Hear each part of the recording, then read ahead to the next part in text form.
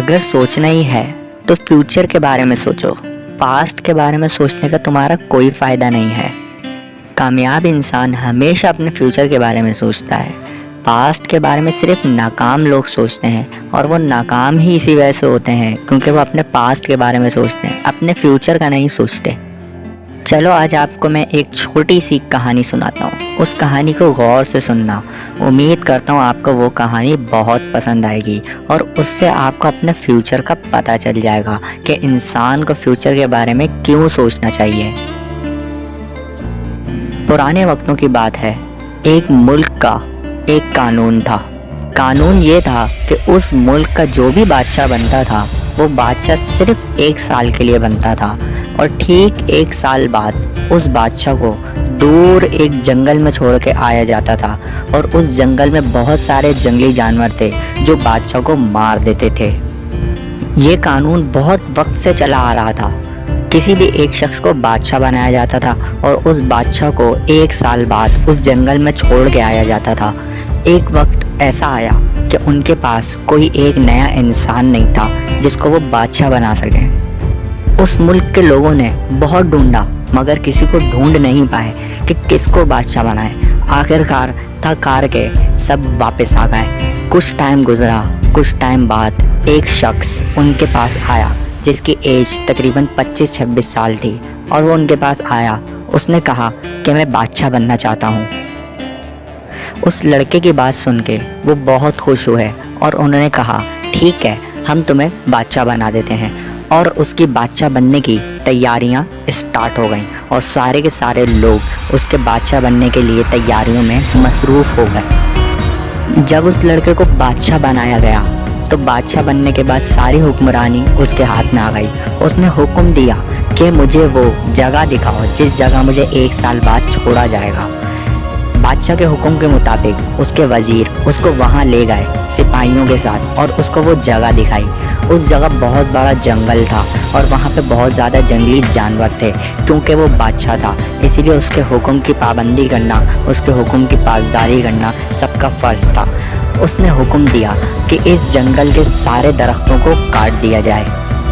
दरख्त काटने के बाद बादशाह ने दूसरा हुक्म दिया कि यहाँ जितने भी जंगली जानवर हैं उन जंगली जानवरों को यहाँ से साफ किया जाए और कहीं और ले जाके छोड़ा जाए। हुक्म के मुताबिक सिपाहियों ने वो सारे जंगली जानवर वहाँ से हटवा दिए।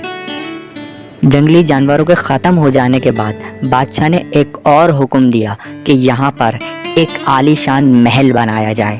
हुक्म के मुताबिक वहाँ पर महल बनना स्टार्ट हो गया और धीरे धीरे चंद महीनों में वहाँ पर एक आलीशान सा महल बन गया।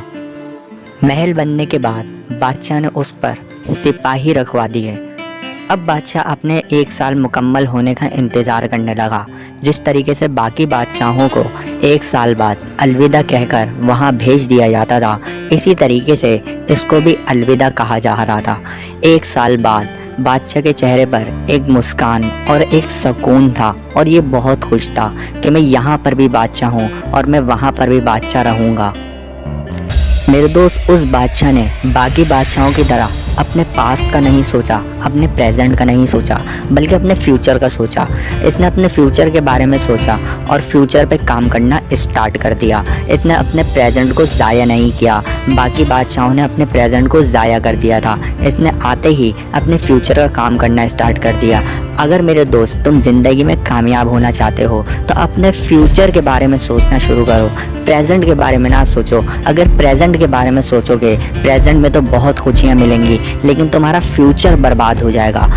मैं सिर्फ इतना कहना चाहूँगा कि अगर तुम्हें अपनी ज़िंदगी में कामयाब होना है, इसी ज़िंदगी में कामयाब होना है, क्योंकि अगली ज़िंदगी तो आने वाली है नहीं, ये एक ही ज़िंदगी है। इस ज़िंदगी में अगर कामयाब होना चाहते हो मेरे दोस्त, अपने फ्यूचर की प्लानिंग करना स्टार्ट कर दो। बहुत सारे ऐसे काम हैं, पिकनिक पार्टीज़, जिसकी हम पहले से प्लानिंग करते हैं लेकिन अपने फ्यूचर की प्लानिंग नहीं करते। अपने फ्यूचर की प्लानिंग करना स्टार्ट कर दो, अपनी ज़िंदगी में कामयाब हो जाओगे। प्रेजेंट के अंदर तकलीफ़ें आएंगी, मुश्किलात आएंगी, मानता हूँ बहुत ज़्यादा मुश्किलात आएंगी, तुम्हारा प्रेजेंट बर्बाद हो जाएगा लेकिन तुम्हारा फ्यूचर संवर जाएगा।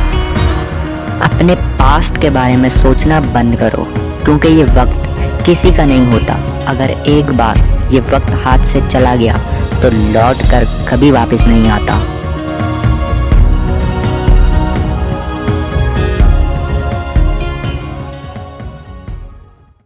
इंटरेस्ट क्या होता है, इंटरेस्ट और कैसे होता है इंटरेस्ट? अगर आपको ज़िंदगी में आगे बढ़ना है तो उसका एक स्टेप इंटरेस्ट भी है। आपको लोगों के दिलों को जीतना पड़ेगा। आपको ज़िंदगी में क्या पसंद है ये इतना इम्पोर्टेंट नहीं है। अगर आपको लोगों का दिल जीतना है तो सामने वाले की पसंद को जानना होगा कि सामने वाले को क्या पसंद है। अगर आपने उसकी पसंद को पूरा कर दिया, जो उसकी ज़रूरत है उसको दे दी, उसका दिल आप बहुत आसानी से जीत जाओगे और इस दुनिया में कामयाबी हासिल कर लोगे। आप क्या चाहते हो, अगर आप यही सामने वाले को बताना स्टार्ट हो जाओगे तो सामने वाला आपसे बोर हो जाएगा। आप ज़रूर बोर होगे उसकी चाहत सुन के, लेकिन आपको सुनना पड़ेगा अगर आपको उसका दिल जीतना है। चलो मैं आज आपको एक कहानी सुनाता हूँ। मेरी कहानी आपको बहुत ज़्यादा पसंद आएगी। उम्मीद करता हूँ मेरी कहानी को गौर से सुनना एंड तक, और उससे आपको बहुत अच्छा लेसन मिल जाएगा। एक लड़की एक घर में अकेली रहा करती थी, बहुत ज़्यादा बोर हुआ करती थी। उसने सोचा कि क्यों ना बाज़ार से जाकर एक तोता खरीद के लेकर आ जाऊँ। लड़की सुबह सुबह बाज़ार चली जाती है तोता लेने के लिए। उसको बहुत सारे खूबसूरत तोते दिखते हैं। एक तोता बहुत ही ज़्यादा खूबसूरत होता है। लड़की दुकान वाले से पूछती है कि ये तोता कितने का है। दुकान वाला बोलता है कि ये 20,000 का तोता है। लड़की बोलती है कि नॉर्मल तोते 2,000-3,000 में आ जाते हैं, ये इतना महंगा क्यों है? दुकान वाला बोलता है ये बोलने वाला तोता है। लड़की ये सुनकर वो तोता लेकर घर आ जाती है कि घर में बोलता रहेगा, थोड़ा दिल बहल जाएगा। जब लड़की उसको घर लेकर आ जाती है तो वो बहुत ज़्यादा खामोश रहता है, कुछ बोलता ही नहीं है। एक दिन गुजर जाता है। अगले दिन लड़की दोबारा उस दुकान वाले के पास जाती है, बोलती है कि भाई ये तो बोल ही नहीं रहा। दुकान वाला लड़की से बोलता है कि तुमने इसका पिंजरा चेंज किया था, इसका पिंजरा चेंज करो, इसको बड़े पिंजरे में रखो। लड़की बोलती है ठीक है। वो बड़ा पिंजरा लेकर उस तोते को अपने साथ दोबारा घर लेकर चली जाती है। और दोबारा से एक दिन फिर गुजर जाता है, मगर तोता नहीं बोलता। वो लड़की सुबह दोबारा उस तोते को लेकर उस दुकान वाले के पास जाती है। वो कहती है कि भैया मैंने पिंजरा बड़ा कर लिया, मगर ये तोता अब भी नहीं बोल रहा। तो दुकान वाला कहता है कि इस पिंजरे में तुम एक सीढ़ी लगा दो। जब वो सीढ़ी लगाओगी तोता ऊपर नीचे आएगा, दिल बहलेगा, बोलेगा। लड़की सेम वही काम करती है, लेकिन तोता तब भी नहीं बोलता। लड़की अगले दिन दोबारा उस दुकान वाले के पास जाती है। दुकान वाले को बताती है कि भैया इसने तो अब भी नहीं बोला। तो दुकान वाले ने कहा कि उस पिंजरे के अंदर झूला है। लड़की ने कहा नहीं। दुकान वाले ने कहा कि उसमें झूला लगा दो। तोता है, सीढ़ी पे जाएगा, नीचे आएगा, झूला झूलेगा, थोड़ा सा दिल बहलेगा तो बोलने लग जाएगा। लड़की ने सेम वही काम किया, पिंजरे के अंदर एक झूला लगा दिया ताकि तोता उसमें झूला झूले और तोता कुछ बोलने लग जाए। लेकिन तोते ने एक लफ्ज़ ना कहा। और अगले ही दिन जब लड़की सुबह उठती है तो देखती है कि तोता मर चुका होता है। लड़की सुबह पिंजरे समेत तोते को लेकर जाती है और गुस्से में दुकान वाले के पास खड़ी होकर वो पिंजरा पटकती है और कहती है कि भाई तुमने जैसा कहा मैंने वैसा किया। इसको 4 दिन तक मैंने जैसा जैसा तुमने कहा मैंने झूला लगा लिया, मैंने सीढ़ी लगा दी, मगर तोता तुम्हारा सही नहीं था, ये मर चुका है। दुकान वाले ने कहा चलो मर गया, लेकिन इसने कुछ बोला या नहीं बोला? तो लड़की ने कहा हाँ बिल्कुल इसने बोला। इसने कहा कि जहाँ से तुम सीढ़ी लाई, जहाँ से तुम पिंजरा लाई, जहाँ से तुम मेरे लिए झूला लेकर आई, वहाँ कुछ खाने को मिलता है। उस लड़की ने उस तोते की जो ज़रूरत की चीज़ थी वो उसको नहीं दी। यानी कि जिस चीज़ की जिसको ज़रूरत होती है अगर उसको वो ही ना मिले तो इंसान भी किसी काम का ही नहीं रहता। अगर आपको दिन में पानी ही ना दिया जाए तो आप सही से काम नहीं कर पाओगे। इंसान खाने के बिना तो रह सकता है, मगर पानी के बिना पूरा दिन नहीं रह सकता। अगर आप सामने वाले को सिर्फ अपनी स्टोरी सुनाते रहोगे, अपना ही इंटरेस्ट बताते रहोगे, सामने वाला आप में कभी दिलचस्पी नहीं लेगा। उसका इंटरेस्ट सुनना ज़रूरी है। अगर आपने लोगों का दिल जीतना है तो मेरे दोस्त आपने सामने वाले का इंटरेस्ट सुनना पड़ेगा। चाहे आपको उसकी चीज़ में इंटरेस्ट हो या ना हो, उसका किस चीज़ में इंटरेस्ट है उसको सुनना पड़ेगा। जिस दिन आप लोगों का दिल जीत जाओगे, उस दिन आप अपनी जिंदगी की जंग भी जीत जाओगे।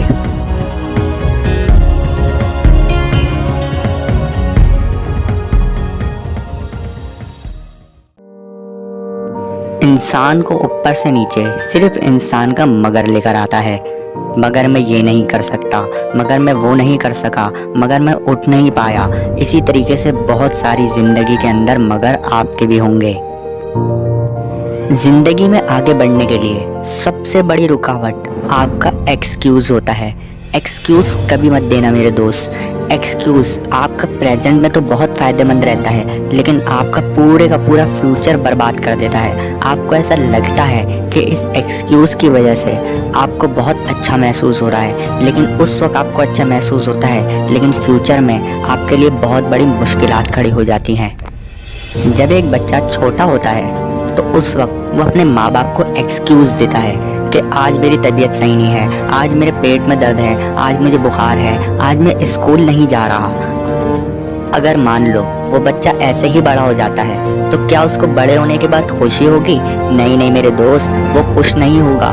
उसको दुख होगा अपने उस एक्सक्यूज पे कि काश मैं एक्सक्यूज नहीं देता। अगर मैं एक्सक्यूज नहीं देता तो आज मैं पढ़ लिख जाता और जिंदगी में कामयाब होता। एक्सक्यूज देने के बाद हमें बहुत ज़्यादा अच्छा फील तो होता है, हम प्रेजेंट में तो कामयाब हो जाते हैं, लेकिन हमारी ज़िंदगी, हमारा फ्यूचर पूरे का पूरा बर्बाद हो जाता है। आप जाके उन लोगों से पूछो जो अपनी ज़िंदगी में फेल हो चुके हैं। उनके पास पूरी पूरी लिस्ट पड़ी हुई है बहानों की, एक्सक्यूज़ेस की। वो आपको बताएंगे कि मैं किस वजह से फेल हुआ, मेरी ज़िंदगी में ये मुश्किलात आ गई थी, मैं बचपन में बहुत ज़्यादा गरीब था, मैं पढ़ लिख नहीं सका, मैं ये था, मैं वो था। वो आपको बहुत बड़े बड़े एक्सक्यूज़ेस देंगे। उनके पास कामयाब होने की कोई वजह नहीं होगी, लेकिन अगर आप कामयाब इंसान के पास जाओगे, उसके पास एक भी एक्सक्यूज़ नहीं होगा, उसके पास सिर्फ कामयाबी होगी और वो कामयाबी आपको दिखाएगा। मेरी एक बात याद रखना, जब तुम नाकाम हो जाओगे, जब तुम अपनी ज़िंदगी में कुछ कर नहीं पाओगे, तुम्हारी ज़िंदगी में सिर्फ और सिर्फ काश रह जाएगा। जब तुम बड़ी एज में पहुंच जाओगे, तुम्हें बहुत ज़्यादा तकलीफ़ होगी कि काश मैंने उस वक्त कुछ कर लिया होता। आज आपको बहुत ज़्यादा चीज़ें पसंद हैं, वो चीज़ों को छोड़ना पड़ेगा। आपको खेलना कूदना पसंद है, मोबाइल यूज़ करना पसंद है, फेसबुक पे इंस्टाग्राम पे चैटिंग करना पसंद है। इन सारी चीज़ों को छोड़ना होगा। आपको उन चीज़ों में जाना होगा जो चीज़ें आपको नहीं पसंद। आपको स्टडी करनी पड़ेगी, आपको मेहनत करनी पड़ेगी। वही लोग कामयाब हैं जिन्होंने अपना प्रेजेंट बर्बाद करा है। अपने प्रेजेंट को दांव पे लगा दो ताकि तुम्हारा फ्यूचर संवर जाए। बाद में बैठकर एक्सक्यूज़ मत देना मेरे दोस्त। हो सकता है मेरी इस वीडियो को सुनने के बाद अपनी लाइफ में कुछ करने का सोचो। मेरे दोस्त, अगर आप कुछ सोचो तो मेरी एक बात याद रखना, सिर्फ सोचना मत, उसको एक्शन में लेकर आना और स्टार्ट करना, ताकि ज़िंदगी में कभी एक्सक्यूज़ ना देना पड़े। हाँ, मैं मानता हूँ ज़िंदगी में आगे बढ़ना बहुत ही ज़्यादा मुश्किल है, बहुत सारी तकलीफ़ों का सामना करना पड़ता है, लेकिन नामुमकिन नहीं है। हर चीज़ आपके लिए मुमकिन है। अपने गुजरे हुए कल के बारे में ना सोचो, आज के बारे में सोचो। आज के बारे में भी नहीं, अभी के बारे में सोचो।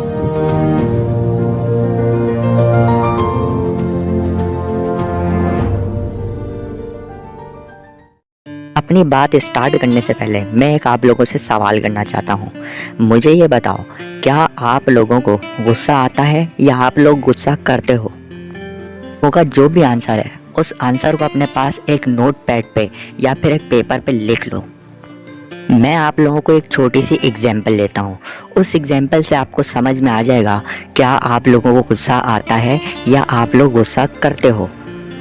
मान लो कि आप किसी अच्छे रेस्टोरेंट में खाना खाने के लिए अच्छे से कपड़े पहन के अपने फ्रेंड्स के साथ गैदरिंग करके गए हो। रेस्टोरेंट में बैठने के बाद कुछ ही देर बाद आपके पास एक वेटर आता है और वो वेटर आकर आपसे ऑर्डर लेता है। आप उसको ऑर्डर दे देते हो, वो ऑर्डर लेकर चले जाता है और आप लोग अपनी बात में मसरूफ़ हो जाते हो। कुछ ही देर बाद वो वेटर आपका ऑर्डर लेकर वापस आता है और उसके हाथ में मान लो कि एक कॉफ़ी का कप होता है और वो गलती से आपके कपड़ों पर गिर जाता है। सोचो, ऐसा कभी ज़िंदगी में आपके साथ हुआ है?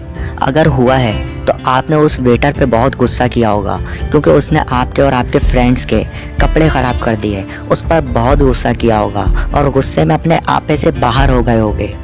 मान लो कि आप अपने ऑफिस में, जहां आप जॉब करते हो, वहां अपने केबिन में बैठे हुए हो और आपके केबिन में आपका बॉस आता है और उसके हाथ में भी एक कॉफ़ी का कप होता है और वो कॉफ़ी का कप गलती से आपके कपड़ों पर गिर जाता है। अब आप बॉस पर गुस्सा नहीं करोगे, आप बॉस को इतना ही बोलोगे कि कोई इशू नहीं है, मैं चेंज करके आ जाऊंगा, क्योंकि वो आपका बॉस है। इससे ये जाहिर होता है कि इंसान को कभी भी गुस्सा आता नहीं है, इंसान हमेशा गुस्सा करता है। मैं एक छोटी सी कहानी सुनाता हूँ, उस कहानी को गौर से सुनना। उम्मीद करता हूँ आपको बहुत अच्छी समझ में आएगी और आपको बहुत अच्छा उससे लेसन मिलेगा। एक बार एक जंगल में एक शिकारी अपनी पुरानी कुल्हाड़ी को फेंक देता है।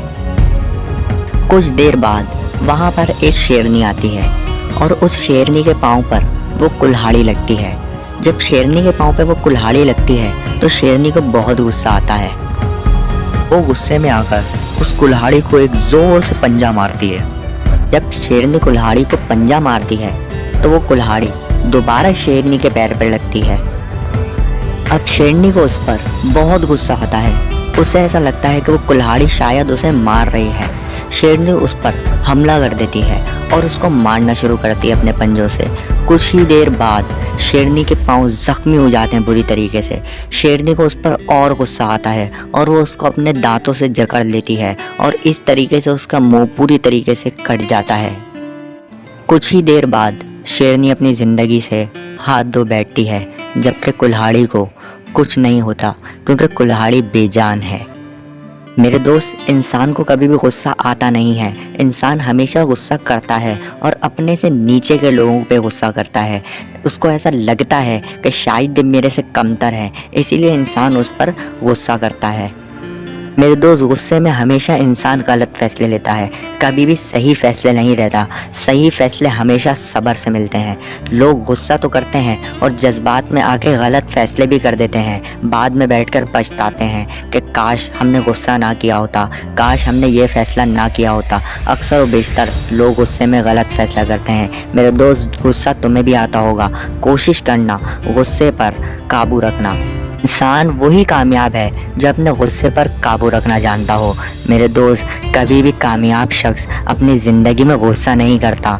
चाहो तो जाकर लोगों की हिस्ट्रियाँ उठा के देख लो, उन लोगों की जो इस दुनिया में कामयाब हो चुके हैं, उन्होंने अपनी लाइफ में कभी भी गुस्सा नहीं किया। मेरे दोस्त, तुम्हें भी अगर गुस्सा है तो कभी भी गुस्सा मत करना, हमेशा समझदारी से फैसले लेना। अगर तुम ज़िंदगी में कामयाब होना चाहते हो तो गुस्से में फ़ैसले कभी मत लेना, समझदारी से फैसले लेना। मैं मानता हूँ कि गुस्सा इंसान को आ जाता है हर छोटी बात पर, लेकिन हर बात पर इंसान को गुस्सा नहीं करना चाहिए। अगर गुस्सा आ भी रहा है तो खामोश हो जाओ, कुछ देर के लिए खुद को अकेला कर लो। जब तुम्हारा गुस्सा ठंडा हो जाए तो दोबारा से अपनी जगह पर वापस आ जाओ। गुस्सा तुम्हारा सब कुछ बिगाड़ देगा, गुस्सा तुम्हारा फ्यूचर बर्बाद कर देगा। मेरी इन बातों को याद रखना। तो गुस्सा करना छोड़ दिया, उस दिन तुम दुनिया पर फतह हासिल करोगे, अपनी मंजिल की तरफ बढ़ जाओगे और कामयाबी तुम्हारे कदम चूमेगी।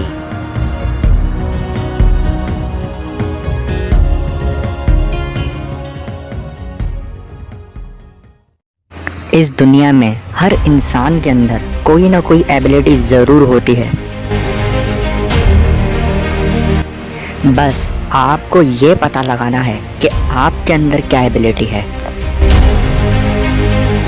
जब तक आप अपने आप के अंदर तलाश नहीं करोगे, आपको अपनी एबिलिटी का पता नहीं चलेगा। एक चिड़ियाघर में एक ऊँटनी के बच्चे ने अपनी माँ से कहा कि माँ, मैं आपसे 4 सवाल करना चाहता हूँ। इस पर माँ ने अपने बच्चे को इजाज़त दी कि बेटा पूछो, क्या सवाल पूछना चाहते हो। बच्चे ने अपना पहला सवाल किया कि माँ, ये हमारी कमर के ऊपर जो इतना बड़ा कुब होता है, इसकी क्या वजह है, ये क्यों होता है। इस पर माँ ने जवाब दिया कि जब हम रेगिस्तान में लंबा सफ़र करते हैं तो हमें पानी की ज़रूरत होती है, तो ये कुब जो होता है इसके अंदर हम अपना पानी स्टोर कर सकते हैं, इसलिए कुदरत ने हमारी कमर पे इतना बड़ा ये कुब दिया है। बच्चे ने दूसरा सवाल किया कि माँ, ये जो हमारे पंजे होते हैं ये इतने बड़े क्यों होते हैं। माँ ने जवाब दिया कि जब हम रेगिस्तान में लंबा सफ़र करते हैं तो रेत के अंदर हमारे पैर धंस न जाएं, इसलिए हमारे पैर कुदरत ने बड़े दिए हैं। इस पर बच्चे ने अपना तीसरा सवाल किया कि माँ, ये हमारी आँखों के ऊपर इतने बड़े बाल क्यों होते हैं? इस पर माँ ने कहा कि रेगिस्तान में सफ़र के दौरान जो हवा चलती है, उस हवा के ज़रिए हमारी आँखों पे रेत न जाए, इसलिए कुदरत ने हमारी आँखों पे इतने बड़े बाल दिए हैं। ये 3 सवाल बच्चा अपनी माँ से करता है और जब तीसरे सवाल के बाद चौथा सवाल करता है तो चौथे सवाल पे उसकी माँ बहुत ज़्यादा हैरान हो जाती है। पहला सवाल कि हमारी कमर पे इतना बड़ा कुब क्यों होता है पानी को स्टोर करने के लिए। दूसरा सवाल, हमारे पंजे इतने बड़े क्यों होते हैं?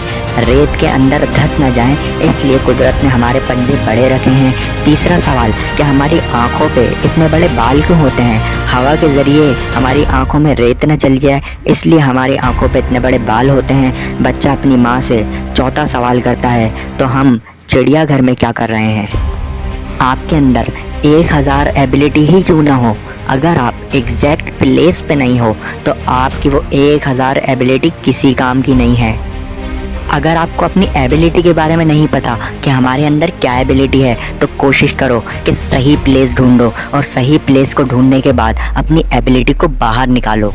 कामयाबी ज़्यादा पैसे कमाने का नाम नहीं है, सही वक्त पर सही जगह पर सही काम करना कामयाबी का असल नाम है। अच्छे और बुरे वक्त की पहचान करना सीखो। अच्छा वक्त वो नहीं है कि जहाँ पर बॉल आए और आपका बल्ला वहीं घूम जाए। अच्छा वक्त तो वो है मेरे दोस्त कि जहाँ पर आप बल्ला घुमाओ सारी बॉल भी वहीं पर आ जाए। अरे आप चाहे जितनी कोशिश कर लो, आप उस वक्त तक कामयाब नहीं हो सकते जब तक आप अपनी एबिलिटी को पहचान नहीं सकते। इंसान हमेशा अपनी वैल्यू के हिसाब से कमाता है। अगर आप चाहते हो कि आपके पास ज़्यादा से ज़्यादा पैसा है, आपकी अर्निंग में इजाफा हो, तो आपको अपनी वैल्यू बढ़ानी पड़ेगी और आपकी वैल्यू उस वक्त तक नहीं बढ़ सकती जब तक आप अपनी एबिलिटी को पहचान नहीं जाते। आपके अंदर क्या एबिलिटी है ये आपको पता लगाना होगा। अरे इस दुनिया में हर चीज़ का कोई ना कोई मकसद है, चाहे वो जानदार हो चाहे वो बेजान हो। आप जो कपड़े पहनते हो उन कपड़ों का भी कोई ना कोई तो मकसद है, क्योंकि वो आपके जिस्म को ढांपते हैं। अगर आप जूते पहनते हो तो जूतों का भी कोई ना कोई मकसद है। आपके घर में बहुत सारी चीज़ें ऐसी हैं जिनका कोई ना कोई मकसद है। बिना मकसद इस दुनिया में कोई भी चीज़ नहीं है। अरे मेरे भाई, वो तो ऐसी चीज़ें हैं जिनके अंदर जान नहीं है, वो सारी बेजान चीज़ें हैं। अरे आप तो जानदार हो, आप तो इंसान हो, आपका भी तो इस दुनिया में कोई ना कोई मकसद होगा। आपको अपने मकसद को पहचानना है, अपनी एबिलिटी को पहचानना है, आपके अंदर क्या क्या स्किल्स हैं उन स्किल्स को बाहर निकालना है। और जाते जाते मैं सिर्फ इतना ही कहूँगा कि अगर आप अपने अंदर की स्किल्स को जानना चाहते हो तो मेरी चंद बातें आपको माननी होगी। कोशिश करो कामयाब लोगों के बीच बैठना शुरू हो जाओ। अगर आप ज़िंदगी में कामयाब होना चाहते हो, अपनी स्किल्स को बाहर निकालना चाहते हो, तो आपको अपने कामयाब लोगों के बीच बैठना होगा, क्योंकि कामयाब लोग आपको वही चीज़ें बताएंगे जो चीज़ें उन्होंने करी होंगी और उन्हीं गलतियों से रोकेंगे जो गलतियाँ वो पहले कर चुके होंगे। अगर आप चाहते हो ज़िंदगी में कामयाब होना तो मेरी इन बातों को मानना पड़ेगा। अरे भाई, सब्र नहीं करना, अब ये काम आज से ही स्टार्ट करना है।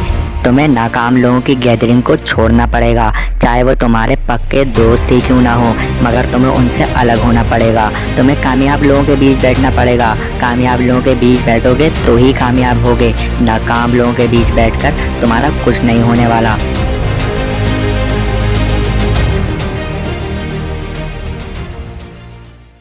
कि ज़िंदगी के अंदर बदलाव लाना स्टार्ट कर दो।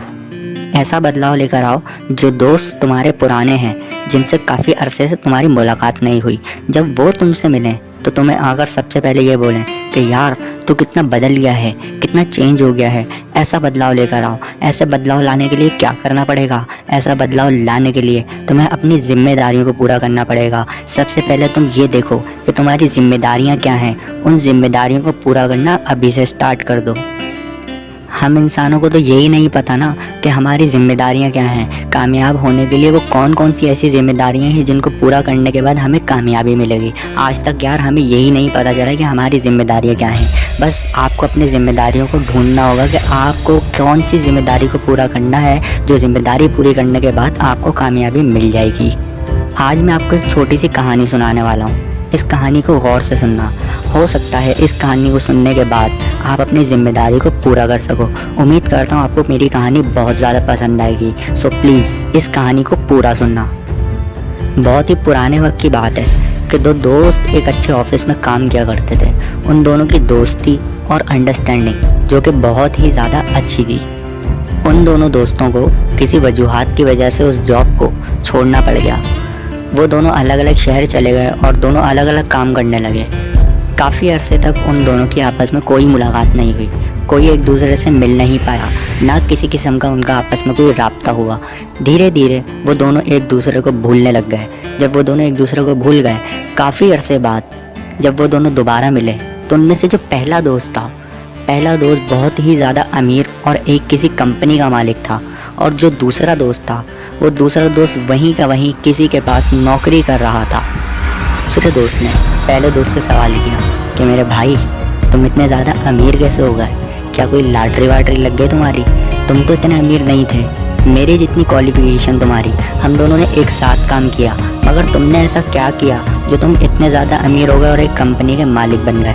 इस पर पहले दोस्त ने मुस्कुराकर उसको जवाब दिया और कहा, याद करो, हम दोनों एक दिन ऑफिस से पैदल घर आ रहे थे। पैदल चलते चलते आधा सफ़र तय कर चुके थे। उस सफ़र के दौरान मैंने तुमसे पूछा था कि क्या तुमने ऑफिस की लाइट बंद कर दी? तुमने कहा नहीं। तो मैंने कहा कि लाइट बंद कर देनी चाहिए थी, चलो लाइट बंद करके आते हैं। तुमने कहा नहीं, अब तो हमारा घर करीब आ गया है, अब लाइट क्यों बंद करें, अब घर चले जाते हैं, कल देख लेंगे, वैसे भी ऑफिस हमारा थोड़ी है। मेरे दोस्त, तुम तो घर चले गए थे, लेकिन मैं वापस गया था, और वापस जाने के बाद मैंने उस लाइट को बंद किया था और ऑफिस को अच्छी तरीके से बंद करके मैं दोबारा पैदल अपने घर आया था। मेरे दोस्त, मैं उस वक्त भी मालिक था और मैं आज भी मालिक हूँ। अपनी जिम्मेदारियों को समझना पड़ेगा मेरे दोस्त। वो कौन सी ऐसी जिम्मेदारी है जो आज तक आपने और हमने पूरी ही नहीं करी? जिम्मेदारी वो नहीं है कि सिर्फ घर में अपनी बीवी और बच्चों को पाल लेना ही सबसे बड़ी जिम्मेदारी है। जिम्मेदारी अपनी भी कुछ होती हैं जो पूरी करनी होती है, वो हम पूरी ही नहीं करते। अरे मेरे दोस्त, जिम्मेदारियों को ढूंढना पड़ेगा। ऐसी जिम्मेदारियाँ पूरी करनी पड़ेंगी जो उन कामयाब लोगों ने करी थी, वो ही जिम्मेदारियाँ हमें ही पूरी करनी है। क्या जिम्मेदारियों को पूरा करने से डर गए हो, या जिम्मेदारियों को पूरा ही नहीं करना चाहते, लेकिन हाँ, कामयाब ज़रूर होना चाहते हो? अरे जब जिम्मेदारियों को ही नहीं पूरा कर सकते तो कामयाब कैसे होगे? हाँ, अपने हक के लिए आवाज़ ज़रूर बुलंद करना जानते हो। अपने हक के लिए आवाज़ बुलंद करना अच्छी बात है, मगर हक के लिए आवाज़ बुलंद करने से पहले सबसे पहले ये देखो कि क्या तुम अपनी ज़िम्मेदारी को पूरा कर रहे हो। अगर तुम अपनी ज़िम्मेदारी को पूरा कर रहे हो तो अपने हक के लिए शौक़ से आवाज़ उठाओ, तुम्हारा हक तुम्हारे पास चल कर आएगा। लेकिन अगर तुम जिम्मेदारी को छोड़ के सिर्फ हक के लिए आवाज़ उठाओगे तो हक कभी भी तुम्हें नहीं मिलेगा। हक भी यही बोलेगा कि सबसे पहले अपनी जिम्मेदारी को पूरा करो। सिर्फ इतना कहूँगा कि तुम अपनी मंजिल की तरफ चलना स्टार्ट कर दो। वो सारी जिम्मेदारियाँ, वो सारी तकलीफ़ें तुम्हारा इंतज़ार कर रही हैं। जब तुम मंजिल की तरफ चलोगे तो वो तुम्हारी जिम्मेदारियों और तुम्हारी तकलीफ़ें तुम्हारे सामने खड़ी होने के लिए तैयार हैं। मगर मेरे दोस्त, तुम भी तैयार हो जाओ और कह दो अपनी जिम्मेदारियों से कि थोड़ी सी और बड़ी हो जाएं, और कह दो उन मुश्किलात से कि थोड़ी और बड़ी हो जाएं। मैं तुम्हारा सामना करने के लिए हमेशा तैयार हूँ और मैं आ रहा हूँ अपनी मंजिल की तरफ। मुझे रोकना चाहते हो तो रोक लो, मैं कभी पीछे हटने वाला नहीं हूँ। मेरे दोस्त, ये एक ही ज़िंदगी है, इस ज़िंदगी में कामयाब नहीं हो पाए तो कभी भी तुम कामयाब नहीं हो पाओगे।